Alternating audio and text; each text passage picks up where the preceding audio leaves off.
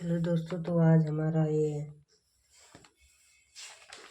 Set number 1 2025 324 IX set number 1 है 2025 का। कौन सा है? 324 IX। इसका हम लोग 5 नंबर तक कर चुके थे, मतलब जो 5-5 नंबर का क्वेश्चन आता है। अब क्वेश्चन नंबर 7 ले स्टार्ट करना है, और उसके पहले का वीडियो हम बना चुके हैं। ये आज आखिरी क्लास होगी सेट इसका 324 IX का। फिर उसके बाद सेट नंबर 2 लगाया जाएगा। तो 8-8 नंबर का क्वेश्चन बचा हुआ है, तो आप लोग जान ही गए। अब हम सीधा स्टार्ट करते हैं क्वेश्चन। तो 7 नंबर का है, देखो क और ख सेम ही क्वेश्चन है। ये वाला, ये और ये, इसमें क्या है कि इसमें कुछ प्रोसेस करेंगे तो ये वाला पार्ट बन जाएगा। मैं भी ख वाला को लगा कर दिखा रहा हूँ, क वाला तो उसी के एज इट इज लगेगा। तो हम ख वाला लगा रहे हैं। ये वाला क्वेश्चन जो 8 नंबर का है, हमेशा पेपर में आता है। मान लो ये फिक्स ही है, बस लगाने आना चाहिए। तो क्वेश्चन क्या है? 3x minus 2y plus 3z equal 8। और दूसरा इक्वेशन क्या है? 2x plus y 2x plus y minus z equal 1। तीसरा क्या है? 4x minus 3y plus 2z equal 4। इसी को आव्यूह विधि से हल करना है। नहीं तो ऐसे हल करना होता तो हम लोग इक्वेशन से हल कर लेते, लेकिन आव्यूह विधि से हल करना है। तो इसे एक्स वाई जेड का मान ज्ञात करना है, वो भी आव्यूह विधि से, यानी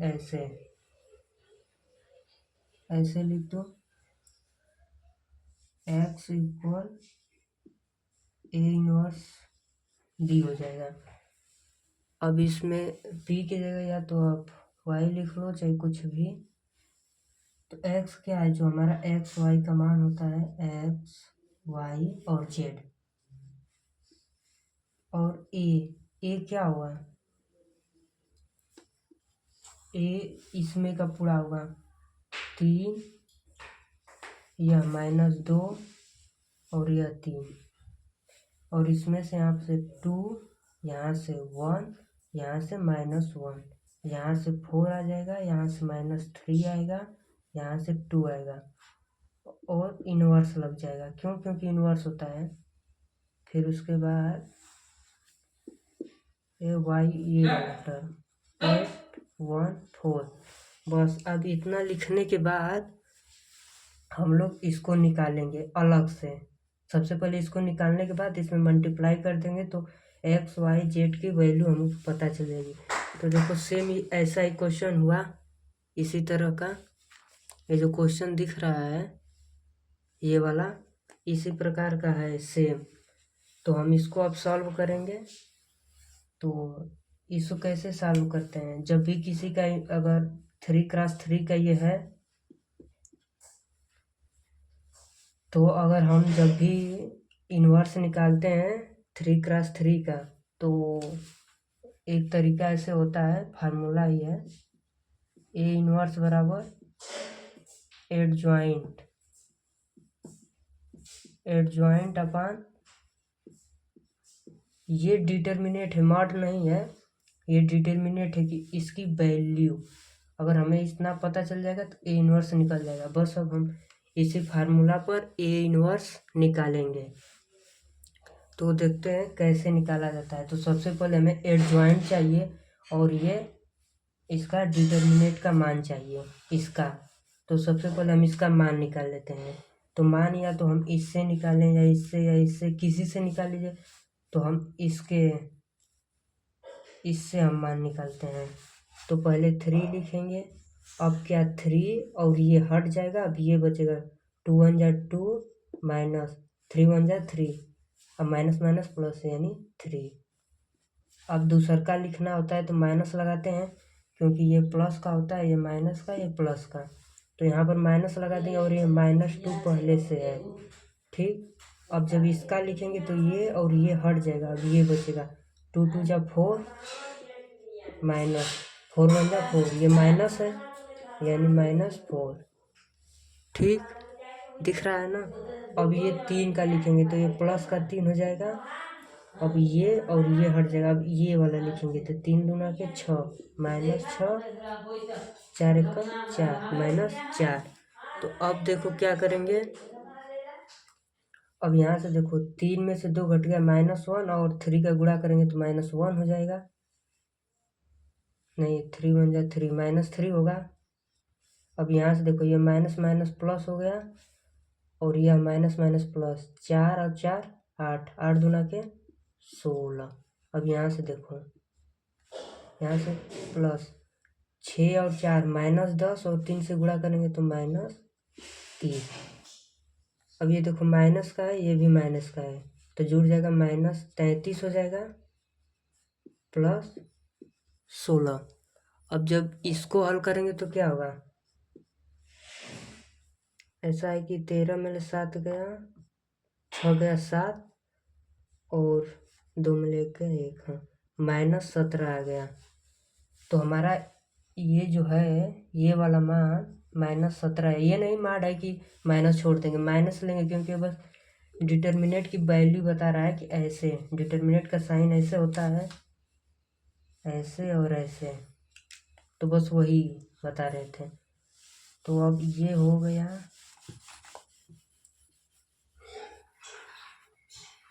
अब उसके बाद ठीक, अब हमको एडजॉइंट चाहिए और हमारा ये है बेस, तो अब हम एडजॉइंट निकालना है। तो एडजॉइंट कैसे निकाला जाता है, एडजॉइंट कैसे निकाला जाता है, कोफैक्टर का ट्रांसपोज किया जाता है। अगर हम कोफैक्टर निकाल कर ट्रांसपोज कर दे रहे हैं तो वो एडजॉइंट हो जाएगा। तो हम सबसे पहले कोफैक्टर निकालेंगे, उसका ट्रांसपोज करेंगे, ट्रांसपोज जैसे ही करेंगे तो एडजॉइंट आ जाएगा। जब एडजॉइंट आ जाएगा और ये हमको मान पता है, फिर यहाँ रख कर फिर मल्टीप्लाई करके एक्स वाई जेड का मान निकालेंगे। तो अब हम कोफैक्टर निकालते हैं। तो कोफैक्टर कैसे निकाला जाता है, कोफैक्टर निकालने के लिए इसे हम मिटा दे रहे हैं कुछ टाइम के लिए, बाद में लिख देंगे क्योंकि उधर दिख नहीं पाएगा, इधर साफ है। अब देखो कोफैक्टर कैसे निकालते हैं,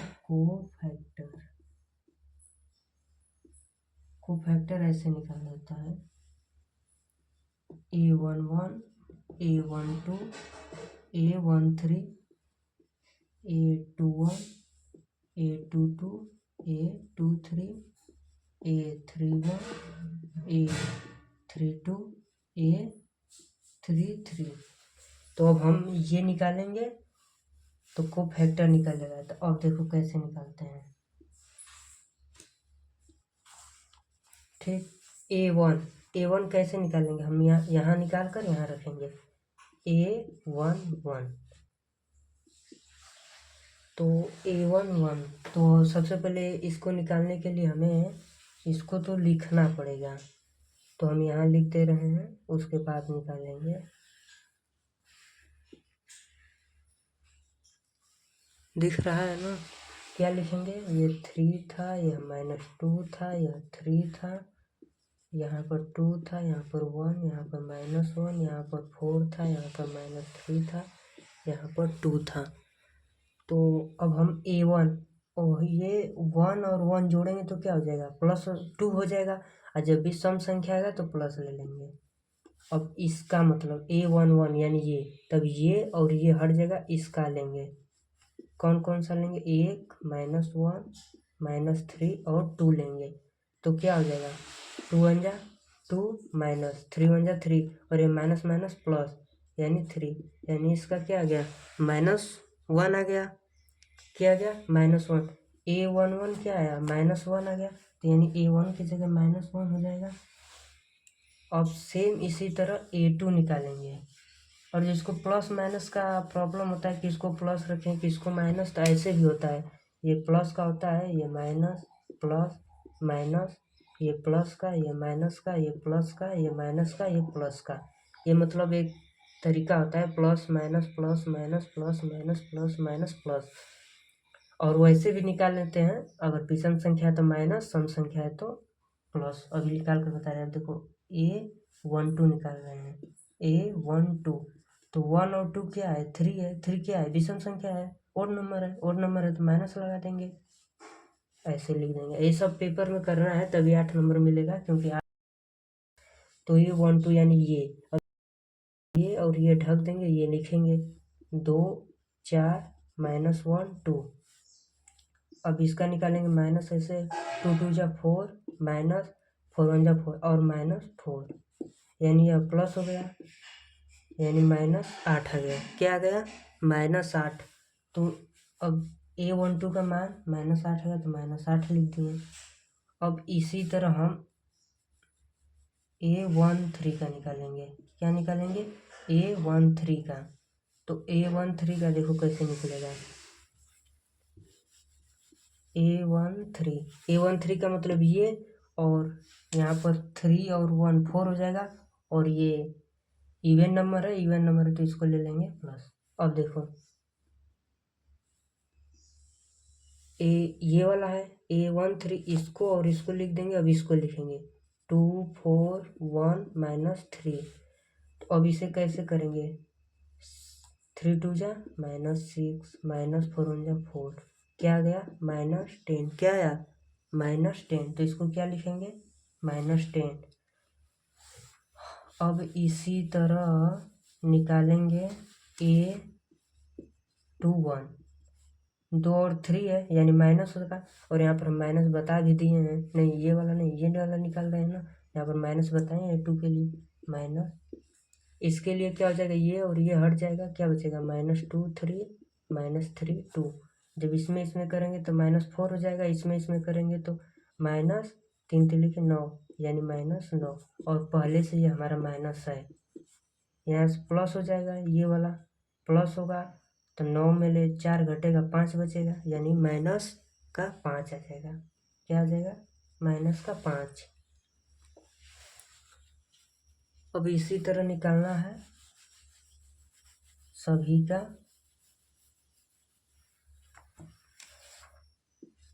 A22 निकालेंगे, 2 2 4 है तो पॉजिटिव लेंगे, ये वाला ये और ये ढक देंगे, ये 3 3 लेंगे, 4 2 3 2 जा 6 -12, यानी -6। तो ये क्या हो जाएगा, -6 हो जाएगा। अब इसी तरह A21 लेंगे, जब ये हाँ 21 लेंगे ये वाला, तो ये और ये हट जाएगा, ये 3 हो जाएगा, यह -3 होगा, यह 4 ही रहेगा, ये -2 हो जाएगा। तो क्या आएगा इसका, 3 3 जा -9 -4 2 जा 8 -8, ये प्लस हो जाएगा, घटकर माइनस क्या आ जाएगा, -1। ये कौन सा लिए थे, ये वाला, ये और ये,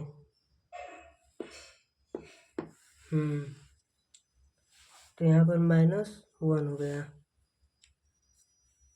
नहीं और देखो, ये 2 और 3 है ना, तो यहाँ पर माइनस पहले से ही लगेगा, तो ये प्लस कर देगा, ठीक। अब इसी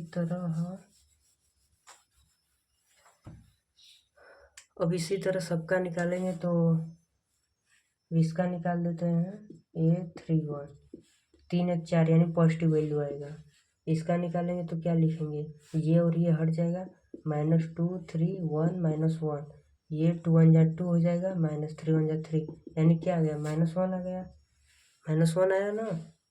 अब देखो इसको भी मिटा रहे हैं, अब क्या लिखेंगे 3 2। अब 3 2 निकालेंगे, तो 3 2 के लिए कौन सा लेंगे, ये वाला लेंगे, देखो A32 ये वाला, तो ये और ये हट जाएगा, क्या लेंगे 3 2 3 -1, और ये 3 2 क्या है 5 है, यानी माइनस लग जाएगा, 3 वन जा 3 -3 -2 3 जा 6, ये माइनस माइनस प्लस हो जाएगा, 36 9 और ये माइनस प्लस, ये देखो -9 तो ये आएगा और ये जो माइनस है प्लस कर देंगे, यानी ये 9 आ गया। अब कौन सा निकालेंगे, अब ये लास्ट बचा है 3 और 3, 3 3 6 होगा, इवन नंबर तो ये पॉजिटिव हो जाएगा और इसके लिए ये और ये हट जाएगा, तो बचेगा ये 3 -2 2 1, तो 3 1 जा 3 माइनस 2 1 2 2 जा 4, क्या आ जाएगा 3 माइनस माइनस प्लस 7 आ गया, 7 हो गया। अब देखो क्या करेंगे, अब इतना होने के बाद ये अब मिटा देते हैं। अब हमारे पास कोफैक्टर मिल गया, कोफैक्टर हमको इतना पता चल गया। अब इसका ट्रांसपोज कर दे तो क्या एडजॉइंट मिल जाएगा, तो एडजॉइंट क्या हो जाएगा, एडजॉइंट इसका ट्रांसपोज कर दो, इसका ट्रांसपोज का यानी कि जो ये ऐसे है उसे ऐसे फॉर्म में लिख देते हैं, मानो तो यूँ इसको टर्म करते हैं, जैसे -1 है, -8 आगे यहाँ नीचे लिख देंगे, यहाँ पर -10 लिख देंगे, यहाँ पर -5 लिख देंगे, यहाँ पर -6, यहाँ पर 1 और यहाँ पर -1 9 7, ट्रांसपोज। ट्रांसपोज हो जाने के बाद अब देखो क्या करते हैं, अब इसको मिटाते हैं। अब हमें क्या क्या मिल गया, एडजॉइंट भी मिल गया। अब एडजॉइंट मिलने के बाद क्या करेंगे, ऐसे था हमारा x था, y था, z था, ठीक, उसके बाद क्या था 8 1 4 और यहाँ पर क्या था 3 2 4 -2 1 -3 3 -1 2, यही था।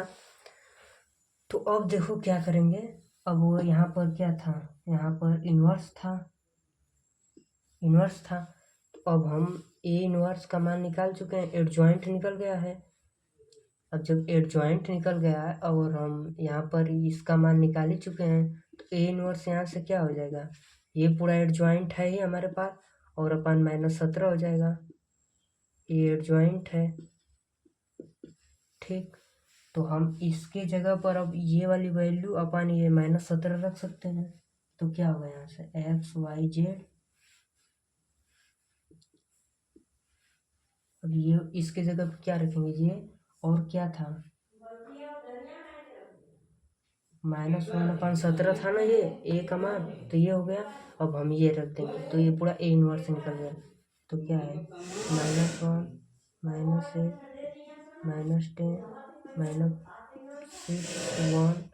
-1 9 7, और हमारे पास क्या है 8 1 4, बस। अब इस ये देखो 3 और क्रॉस 3 का है, और ये क्या है ये 1 2 3 यानी 3 क्रॉस 1 का है। अब देखो क्या होता है ना कि मैं अभी कुछ प्रोडक्ट का बताता हूँ, कितने बच्चों को नहीं समझ में आता कि इसका मल्टीप्लाई कर किस टाइप का व्यू आएगा हमारे पास। तो देखो क्या है 3 क्रॉस 3 है और दूसरा क्या है 3 क्रॉस 1, तो ये सेम होगा, सेम नहीं होगा तो फिर वो प्रोडक्ट होगा ही नहीं। जब सेम हो गया तब ये और ये आता है 3 क्रॉस 1, और 3 क्रॉस 1 का कैसा बनता है, ऐसे ये बनता है कुछ, यहाँ पर मान लो x1 y1 z1 चाहे जो भी, तो देखो 1 2 3 यानी 3 क्रॉस ये 1, तो यही ऐसा ही बनेगा, प्रोडक्ट का यही रूल होता है।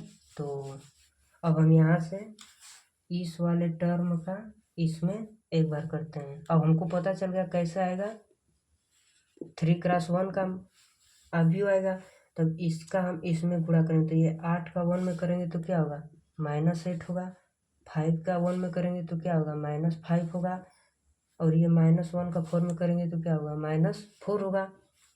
अब इसको छोड़कर अब इस वाले को इसमें करेंगे, तो 8 8 का करेंगे तो -64 आ जाएगा, 6 और 1 का करेंगे तो -6 आ जाएगा, 9 और 4 का करेंगे तो +36 आ जाएगा।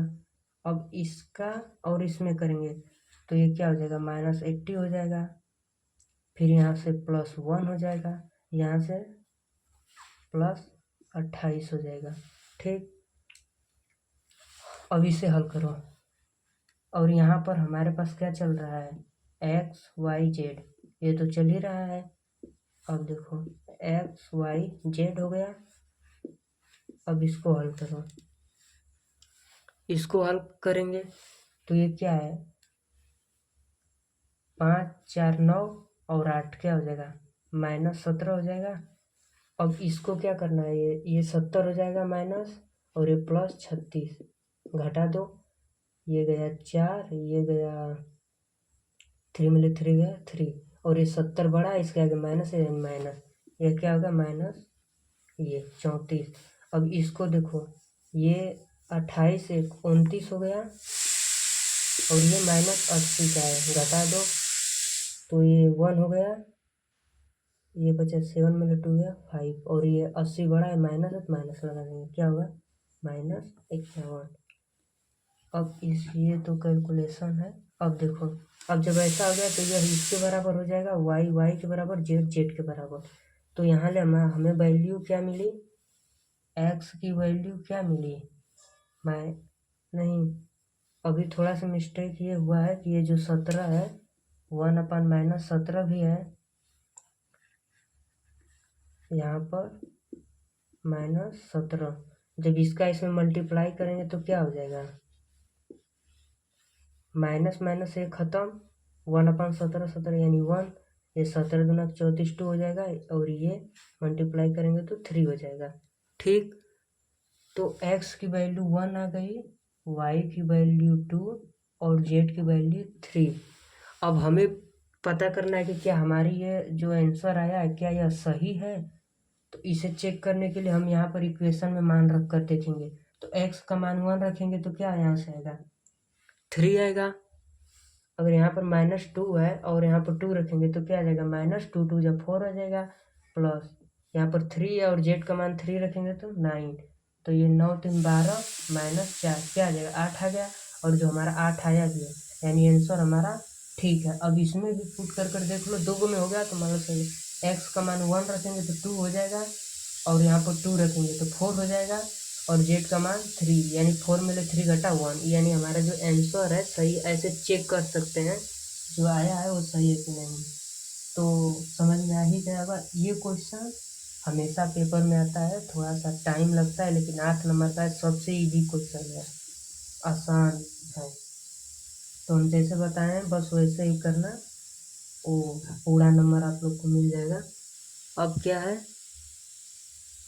अब 7 नंबर का जो क वाला था बताया ही था, वैसे ही है। अगर टाइम मिलेगा तो वो बता दूंगा कैसे इन्वर्स निकलेगा, वैसे ही जैसे निकाले थे एडजॉइंट निकाल कर। ए इन्वर्स कैसे निकलता है, किसी का भी हो एडजॉइंट निकाल दो, एडजॉइंट, और एडजॉइंट डिटर्मिनेंट का वैल्यू है, मार्ड नहीं है। अब एडजॉइंट क्या होता है, एडजॉइंट ये क्या होता है, एडजॉइंट होता है कोफैक्टर का ट्रांसपोज होता है। तो सबसे पहले कोफैक्टर निकालना, उसका ट्रांसपोज करना, इस पर रखना, फिर इसका मान निकाल कर डिवाइड करना, ए इनवर्स निकल जाएगा। वैसे ही है 7 नंबर का क वाला क्वेश्चन जो बता ही चुका हूँ कैसे निकलेगा। अब देखो क्वेश्चन नंबर 8 का क नंबर क्वेश्चन क्या है, सिद्ध कीजिए कि दी हुई तिर्यक ऊंचाई और महत्तम आयतन वाले शंकु का अर्धशीर्ष कोण tan इनवर्स √2 है, हमें सिद्ध करना है। तो हम सबसे पहले क्या बनाएंगे, इसमें बोला है क्वेश्चन में शंकु के अर्धशीर्ष का कोण tan इनवर्स √2 हो। तो शंकु सबसे पहले बनाएंगे, ये शंकु ऐसे होता है, ये लंबाई है इसकी, यह क्या है हाइट है, और यह क्या है एल है, तिर्यक ऊंचाई ये ए है, इसे मान लो बी, इसे मान लो ओ, इसे मान लो सी। ठीक, और यह क्या है, यह रेडियस है। तो सबसे पहले हम क्वेश्चन में क्या लिखेंगे, माना शंकु की त्रिज्या बराबर r, इसी तरह शंकु की ऊंचाई h है और तिर्यक लंबाई कह लो या ऊंचाई कह लो, मान लो लंबाई, तिर्यक लंबाई क्या है, l है। इतना लिखने के बाद ही हम इस क्वेश्चन को लगाएंगे। और हाँ, और ये क्या है, ये पूरा अल्फा है, ये अल्फा है, ये अर्धशीर्ष लिखेंगे, शंकु का अर्ध क्या दिया है, अर्ध शीर्ष कोण क्या है, थीटा है। यही थीटा हमें फाइंड करना है, क्या आएगा वो जो हमें प्रूव करने के लिए बोल दिया कि जो थीटा आएगा tan इनवर्स √2 आएगा। यही हमें सिद्ध करना है, कैसे आएगा। तो इसमें हमको कह रहा है कि दी गई तिर्यक ऊंचाई, मतलब यह क्वेश्चन में दिया गया है, और महत्तम आयतन का बात क्या है, यानी शंकु का आयतन क्या होगा, शंकु का आयतन 1/3 पाई r² h, ठीक, यानी v बराबर है ये। अब क्या करेंगे कि हम इसमें, हमें तो r पता ही नहीं है क्योंकि उसमें दिया है तिर्यक ऊंचाई हमें पता है, यानी l पता है। तो यहाँ से देखो एक समकोण बन रहा है, ऐसे और ऐसे समकोण बन रहा है, तो क्या हो जाएगा, यहाँ से ये कर्ण है, तो l² बराबर क्या हो जाएगा, h² प्लस r का स्क्वायर हो जाएगा, हो गया। तो अब हम यहाँ पर क्या करेंगे, यहाँ पर जो r² है, ये h² को इधर ला दो, l² माइनस h² कर दो बराबर r², ठीक।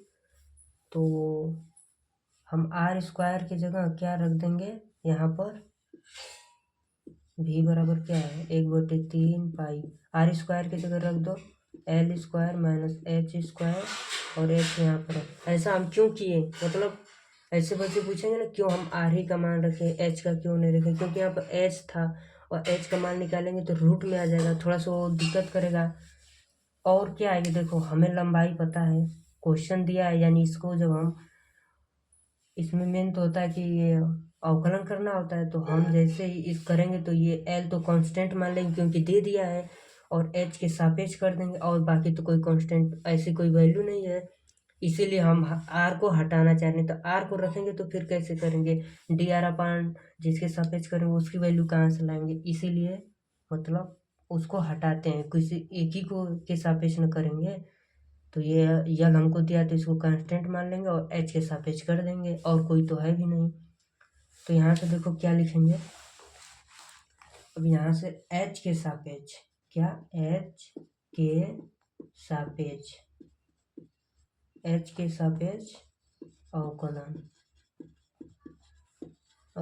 करने पर, अब कितने लोगों को ये भी दिक्कत होगा कि हम h के सापेक्ष ही क्यों अवकलन कर रहे हैं, और मान लो तो वो बता दे क्यों कर रहे हैं, लेकिन हम अवकलन ही क्यों कर रहे हैं। तो हमें क्वेश्चन में बोला है कि महत्तम आयतन, यानी हमें आयतन को मैक्सिमम भी दिखाना है।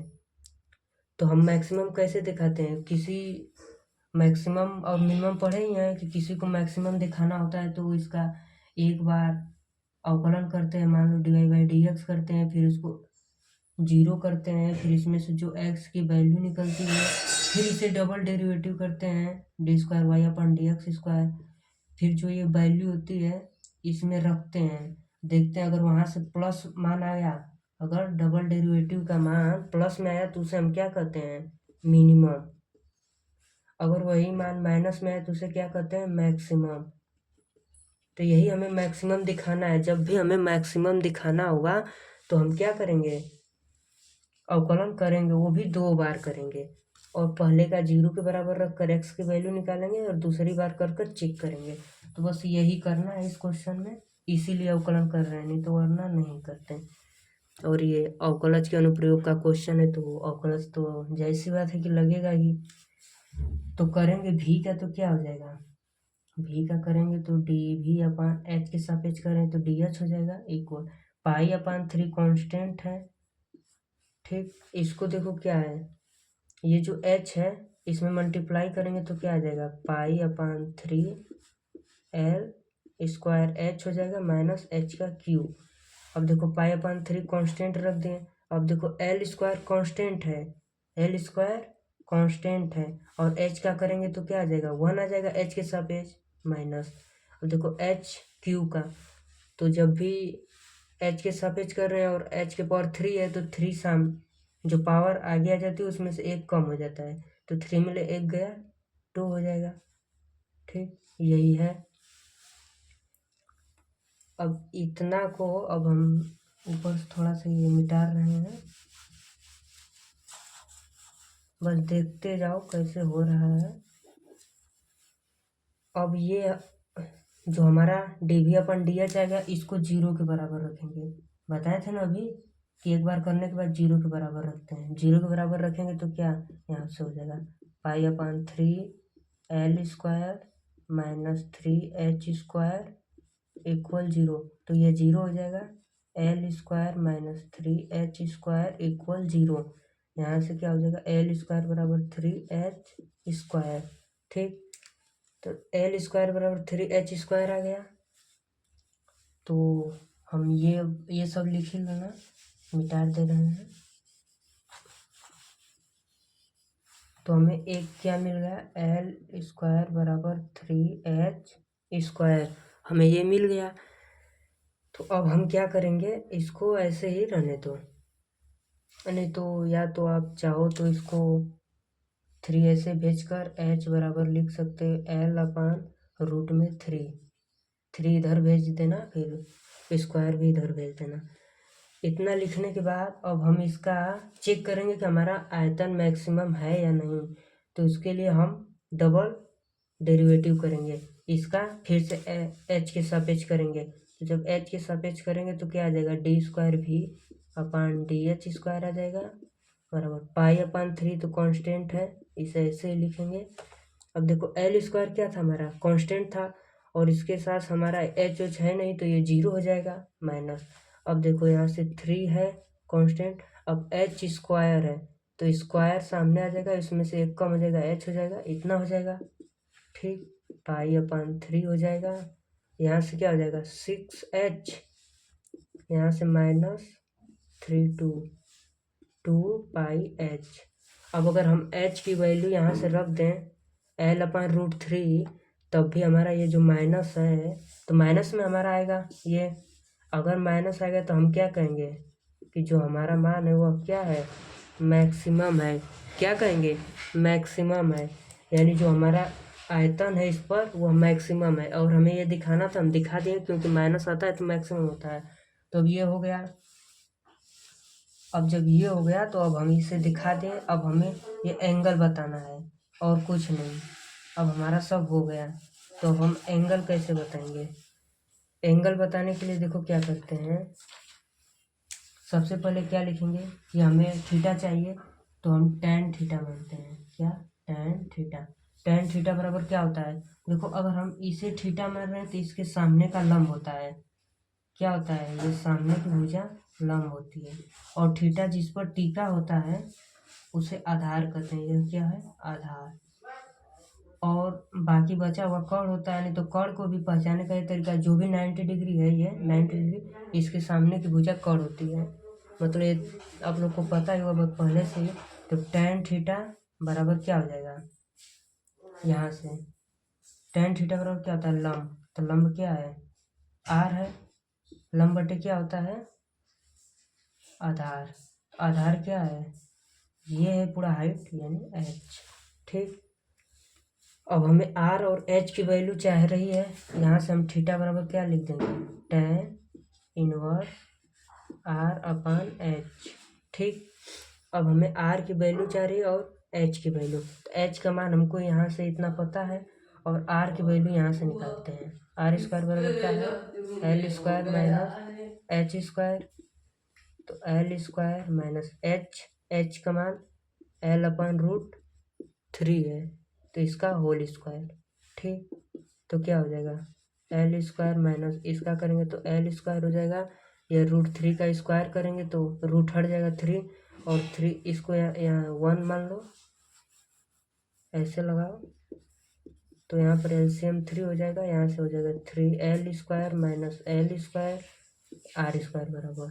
तो यहाँ से क्या आ जाएगा मान, यहाँ से देखो मान क्या आएगा कि आर स्क्वायर बराबर क्या आ जाएगा 2l स्क्वायर अपॉन 3 आ जाएगा, यही आएगा ना। हाँ, अब आर बराबर क्या आ जाएगा, इधर चला जाएगा रूट में, तो रूट में 2/3 आ जाएगा, और एल देखो बाहर आ जाएगा, क्यों, क्योंकि एल स्क्वायर है। अब आर का मान भी हमें पता है और एच का मान भी पता है, तो क्या हम यहाँ पर r/h नहीं रख सकते, रख सकते हैं। तो देखो theta equal tan inverse r का मान क्या है, ये है √3l/√2 है, और h का मान क्या है, यहाँ से है l/√3। तो देखो ये l से l खत्म हो जाएगा, ठीक। थोड़ा सा ये देखो ऐसे करते हैं, इसे मिटाते हैं, और देखो जब भी ऐसा आता है कंफ्यूजन होता है तो ऐसे लिख देते हैं, कंफ्यूजन ही तो दूर करना है। सबसे पहले ये आर का मान लिखना था √3/√3l। अब देखो अपान एच था, 1/h था ना, 1/h था ना, मान लो ऐसे। अब h का मान रखेंगे तो जो नीचे वाला ऊपर चला जाएगा, तो h का मान ये था, तो यहाँ से √3 आ जाएगा और नीचे l आ जाएगा, ठीक। ये इससे कट गया, l से कट गया, तो थीटा बराबर क्या आएगा tan इनवर्स √2 आ गया ना। बस हमें यही सिद्ध करना था और दिखाना था कि आयतन मैक्सिमम है या नहीं। तो मैक्सिमम तो हम दिखा चुके थे, और ये शंकु का और शीर्ष कोण है थीटा, और जो tan इनवर्स √2 आ गया, यही हमें दिखाना था कि ये आएगा। तो अब आ ही गया, अब देख लेना। ये क्वेश्चन आता है 8 नंबर का है, काफ़ी बच्चों को इसमें दिक्कत होता है। और 8 नंबर का क हो गया। अब ख बताता हूँ। ख देखो कैसे लगेगा। ख क्या है, अवकलज समीकरण। देखो क्वेश्चन ये है, दिख नहीं रहा होगा, ये वाला है, 8 का ख है। ये आप लोग के पास अगर ये होगा, ये वाला होगा तो ठीक है, अगर जिसके पास नहीं है मैं वो एक वीडियो बनाऊंगा और बताऊंगा कि ये कैसे मिलेगा। इसे डाउनलोड भी कर सकते हैं मोबाइल में। मैं वो एक वीडियो ज़रूर बनाऊंगा कि हम अनसॉल्व्ड जिसके पास ये वाला नहीं है वो कहाँ से ले। तो हम एक वीडियो बनाएंगे, उसमें बताएंगे कि कैसे हम मोबाइल से सारा PDF, ये तो मान लो कम ही दिया है, ये 2020 तक दिया है, और जो हम बताएंगे वहाँ पर आप 2010 का भी ले सकते हैं, 2011 का भी, बहुत पुराना तक ले सकते हैं। तो हम बता देंगे, वो सब सब मिल जाएगा वहाँ पर, सेट वाइज ये सब पूरा लिखा रहेगा। तो क्या है क्वेश्चन, x माइनस वाई है, ठीक। फिर क्या है dx प्लस dy है, इक्वल क्या है dx माइनस dy। तो सबसे पहले, और इसमें दिया है जबकि y बराबर -1 और x बराबर 0। तो ऐसा क्वेश्चन जब भी आए अवकलज समीकरण का, तो सबसे पहले हमारा मेन काम होता है कि हमें dx और dy को हटाना है। और इसे कब हटाया जा सकता है, जब हम इसका समाकलन करें। तो समाकलन तो ऐसे थोड़ा नहीं हो सकता कि यहाँ पर समाकलन लगा दें, ऐसे तो समाकलन लग ही नहीं सकता। तो क्या करेंगे हम, जो ये dy है उसे dy के संग लिखेंगे, और dx को dx के संग एक साथ लिखेंगे। जैसे होता है ना, जैसे हम इक्वेशन लगाते हैं, कुछ इधर होता है टर्म, कुछ इधर होता है, तो हम सेम सेम को एक साइड लाते हैं। तो बस यही इसमें भी करना है। तो सबसे पहले हम इसका गुणा करें, क्योंकि ये अलग से तो हटेगा नहीं, तो गुणा कर दो। x का करेंगे तो x dx हो जाएगा, ठीक, प्लस ये x का dy में करेंगे तो x dy हो जाएगा। अब माइनस x का करेंगे तो माइनस y dx हो जाएगा। अब इसमें करेंगे तो माइनस y dy हो जाएगा, और इक्वल क्या हो जाएगा dx माइनस dy। ये दूसरे क्वेश्चन का है, ठीक।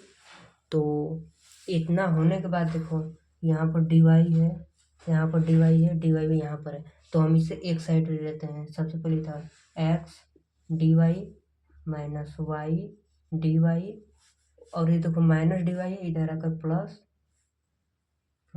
D Y. ठीक, अब इक्वल करेंगे।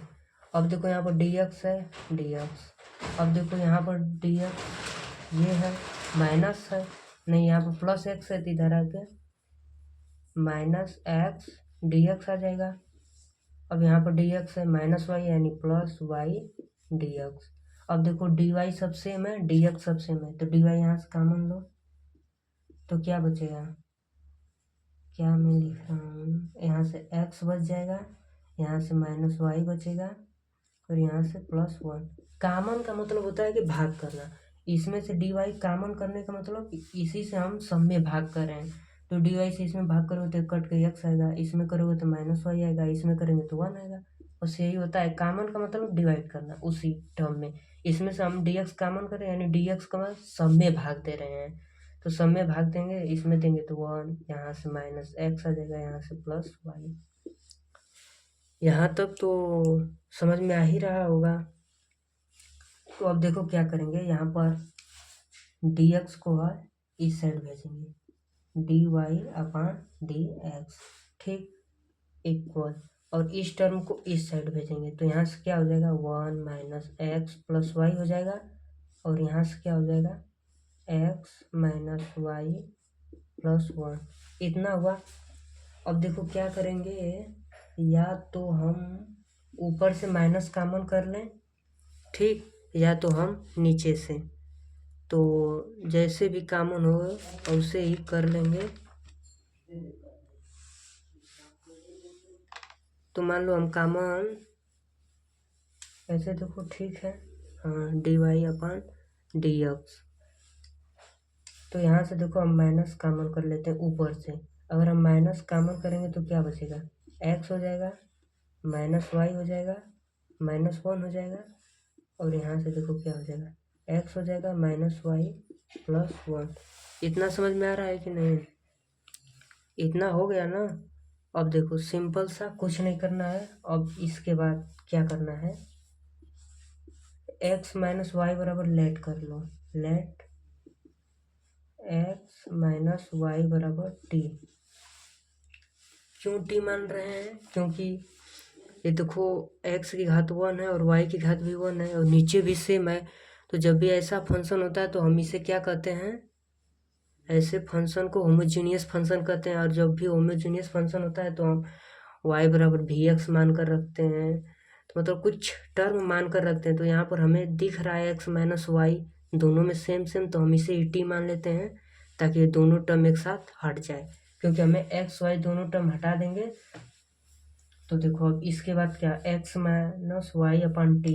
अब एक्स माइनस वाई अपन टी जैसे ही है, तो अब इसका एक्स के सापेक्ष कर दो, तो एक्स का क्या हो जाएगा, वन हो जाएगा, माइनस वाई का करेंगे तो क्या हो जाएगा, d y by d x हो जाएगा, और टी का करेंगे तो क्या होगा, d t upon d x हो जाएगा। ऐसा होगा ना। तब देखो अब यहाँ से हम d y by d x का मान इसमें पुट करेंगे, तो हम ऊपर से थोड़ा सा मिटा रहे हैं।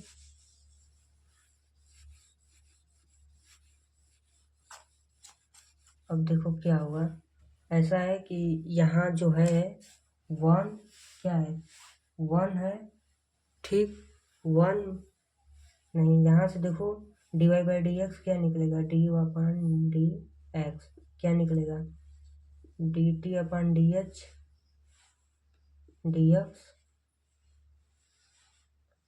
यहाँ से हम ये निकाल रहे हैं ना, तो यहाँ पर माइनस हो जाएगा, यहाँ पर प्लस वन हो जाएगा, समझ रहे हो ना। तो यही वैल्यू हम इसमें रखेंगे, तो d y by d x की जगह ये रखेंगे, क्या रखेंगे, one minus d t upon d x बराबर। अब हम यहाँ पर क्या लिखेंगे, माइनस एक्स माइनस वाई की जगह टी लिखेंगे, और यहाँ पर माइनस वन अपान, यहाँ पर टी लिखेंगे, यहाँ पर प्लस वन। इतना तक समझ में आ गया। अब इसके बाद हम ये सब मिटा देते हैं, लेट किया हुआ जो लेट किए हैं उसे तो हमें बाद में आवश्यकता होगी। एक्स माइनस वाई बराबर टी लेट किए थे, बाद में टी का मान रखेंगे।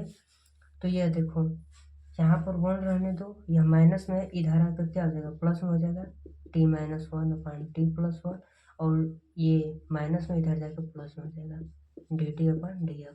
ठीक, अब इसका 1/1 कर लो, इसका एलसीएम हो जाएगा t+1, ऐसे करेंगे तो यहाँ पर t+1 आ जाएगा, प्लस यहाँ 1 आ गया, यानी t-1 बराबर dt/dx। अब देखो क्या है, t और t क्या हो जाएगा, 2t हो जाएगा, 1 खत्म, अपन में क्या है t+1, क्या है t+1 बराबर dt/dx। अब देखो ऐसा जब होने के बाद, अब देखो ये जो t है और ये है, तो इसमें t, तो जो t वाली टर्म है वो dt के इधर भेज देंगे, और जो dx है इधर ले आ देंगे। तो इसके आगे कैसे करेंगे, देखो सिंपल सा है, ये देखो पहले यहाँ पर dt रहने दो, क्योंकि अगर dt को इधर ले आ देंगे तो 1/dt हो जाएगा, तो सही नहीं रहेगा। तो dx को इधर लाओ, dx बराबर, और ये सारी टर्म को उधर भेजो, तो ये जो नीचे वाला ऊपर हो जाएगा, t+1 हो जाएगा, अपन ऊपर वाला नीचे 2t, क्या हो जाएगा, dt तो पहले से है, ऐसे हो गया। अब इसका कर दो इंटीग्रेशन, क्यों, क्योंकि हमको dx और dt हटाना है, तभी हमारा व्यापक हल अवकलन समीकरण का एक विशिष्ट हल निकालना है, तो हमें इसको और इसको रिमूव करना है होता है। तो अब यहाँ पर देख रहे हो ऐसे है, ठीक, तो इसका करेंगे तो क्या हो जाएगा, x हो जाएगा, x के सापेक्ष प्लस c। अब इसका करना है क्या, इंटीग्रेशन। तो सबसे पहले 2t है तो 1/2 बाहर निकाल दो, ठीक, और देखो t+1/t है dt, तो इसको कैसे लिखेंगे, ऐसे लिखेंगे, t अलग अलग सेपरेट कर देंगे, t/t+1/t, ठीक, dt ऐसे लिखेंगे।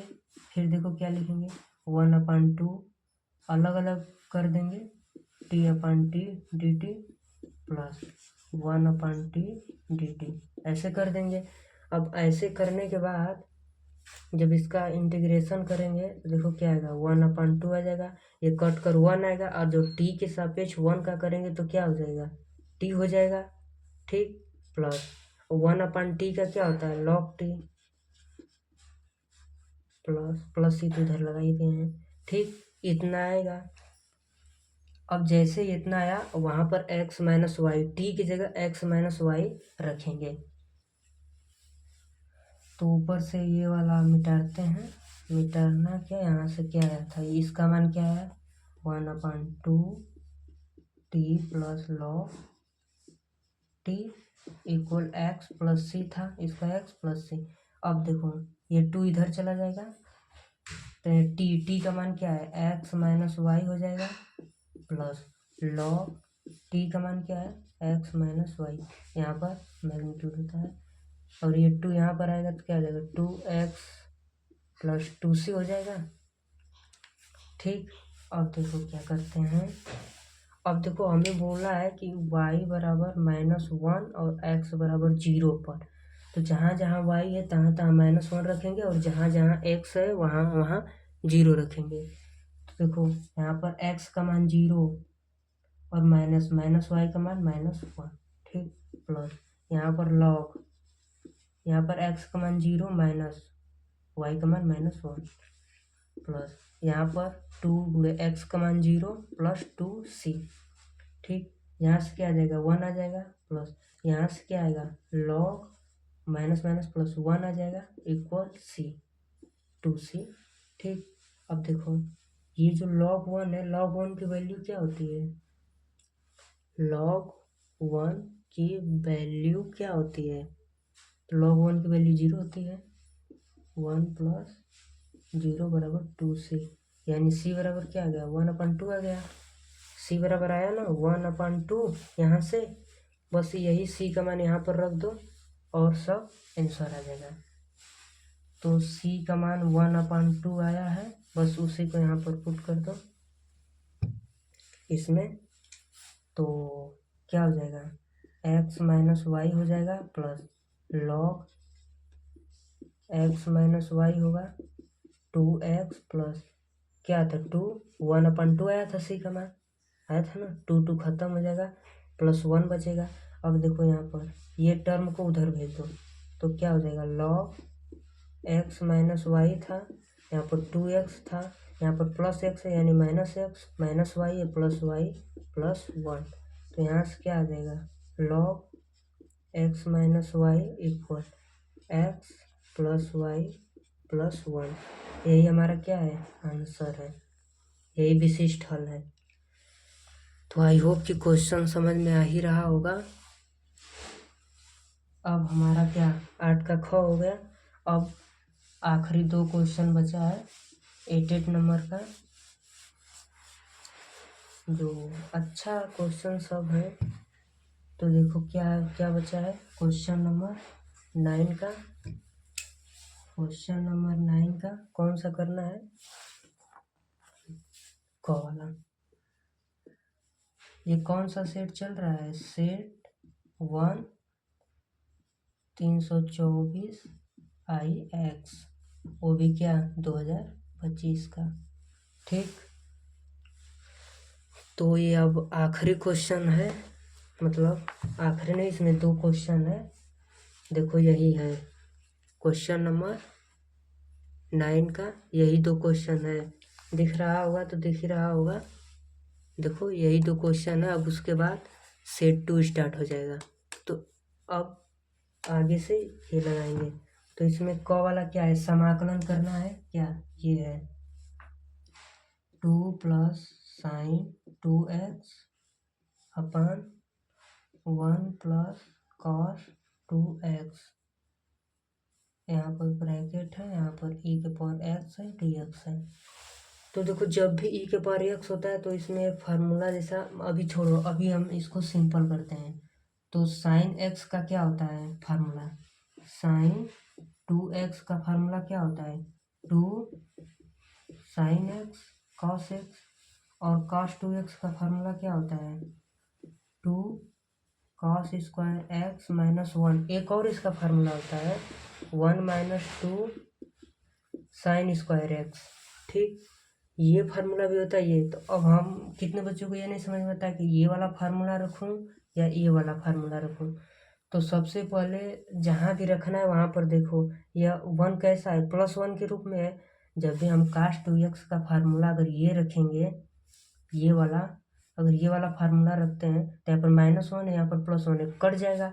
अगर यहाँ पर -1 होता तो ये वाला फार्मूला रखते, क्यों, क्योंकि +1 है और यहाँ पर -1, वो कट जाता। तो जो कट रहा है, जो सिंपल हो रहा है, उसी फार्मूला को रखते हैं। तो कौन सा रखेंगे, ये वाला। और sin 2x का एक ही फार्मूला होता है, ये रखेंगे।